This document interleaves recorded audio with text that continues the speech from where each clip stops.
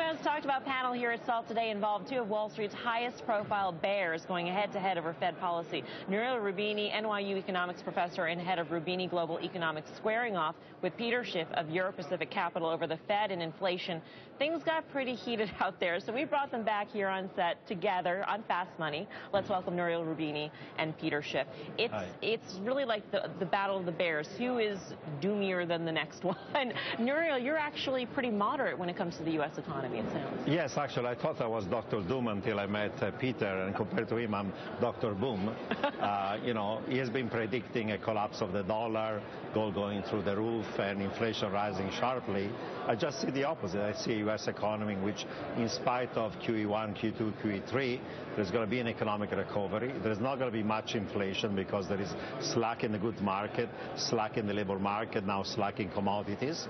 And while base money, of course, has quadrupled, and credit growth has been anemic because most of this excess money has gone in excess reserves of the banking system. Velocity has collapsed. So we're printing a lot of money, but it's not creating credit, it's not creating inflation. And if we had not done this policy, this great recession would have become a Great Depression. So inflation is going to stay low. Gold prices are going to fall, and I don't believe that the dollar is going to collapse. Actually, I believe the dollar is going to become stronger in the next few years. What is Nouriel just the opposite of what Peter thinks. Well, I disagree with what he just said. But, the real point of the argument on the panel was over inflation, whether or not it's good or bad. Nouriel's point is that he believes that economies need a certain amount of inflation to grow, and that somehow consumers are better off if the prices of the things that they need and want go up every year. And it's my opinion that economies are served by falling prices, by increased production, increased efficiencies that lower consumer prices, that's what makes people better off. And I think the idea that central banks need to deliberately create inflation because it's somehow a necessary ingredient to economic growth is wrong. Inflation is actually worsening the problems in the economy. Well, the argument I made was different. I'm in favor of low inflation, a target of 2%. You were arguing that actually deflation is good. I was pointing out that in the period of time in which we had deflation, the Great Depression or the stagnation of Japan in the last 20 years, or what's happening right now in the Eurozone where you have deflation and recession, deflation is associated with lack of aggregate demand that implies an economy is in depression. And therefore deflation is a symptom of lack of growth and aggregate demand. Why do you think deflation is good? That's nonsense. Nouriel, why is 2% inflation better than 1% inflation? And I'd like you to give me an example, because you said if consumers think prices will go down, they won't shop. I'd like you to give me the example of one product that you wanted, that you needed, that you would defer buying for a year because you thought if you waited a year, it would be 1% cheaper. First of all, the effects of deflations are to increase the real values of debt, the debt deflation trap. That's a phenomenon that's been studied forever. First of all, debt. Secondly, if you expect that prices are going to be lower in the future, you can postpone consumption because goods are going to be cheaper in the future. That's why deflation is considered something that reduces aggregate demand. People don't do that. I mean, Americans... Well, we've seen three stories. No, you're talking about theory. I'm talking about historical I'm talking about fact. Great Depression, Japan and Europe today, where you have deflation and you have recession and depression. So theory or the facts? Look, let me give you the facts.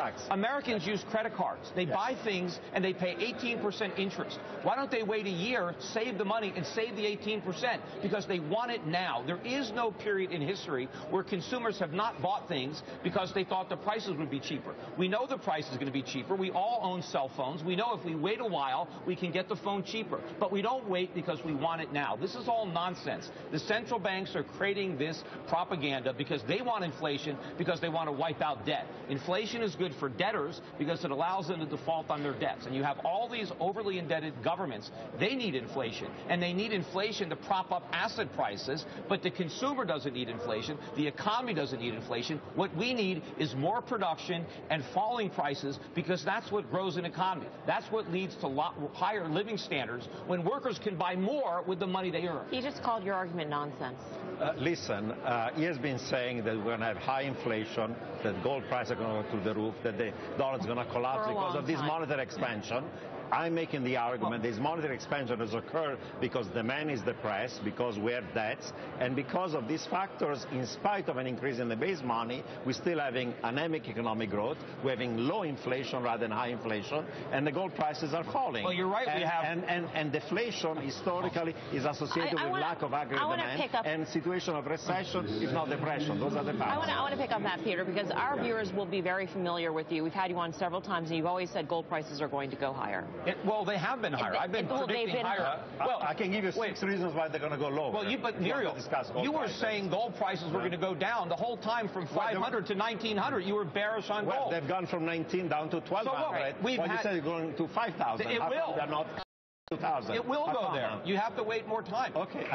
So investors should wait for that long. Gold has been going up for 13 years. It had one decline year, and now everybody wants to say, well, you see, the price of gold is going down. It went down 1 year, but in the last 13 years, 14 years, it's done very well. But look, how long was I warning? How long was I warning about the housing bubble and the financial crisis before it happened? It was years. It takes a while for these problems to surface. We do have an inflation problem. We do have a bubble, and commodity prices are rising. Gold prices aren't rising. Maybe you haven't noticed, but gold is 1,300. My two crazy uncles out of the attic that haven't joined us here at the SALT conference. Well, the viewers finally got a taste of what actually happened here at SALT. So, front row seat for you guys out there. I'm still waiting for the commodity that he's not going to buy because he's going to wait for 1% off.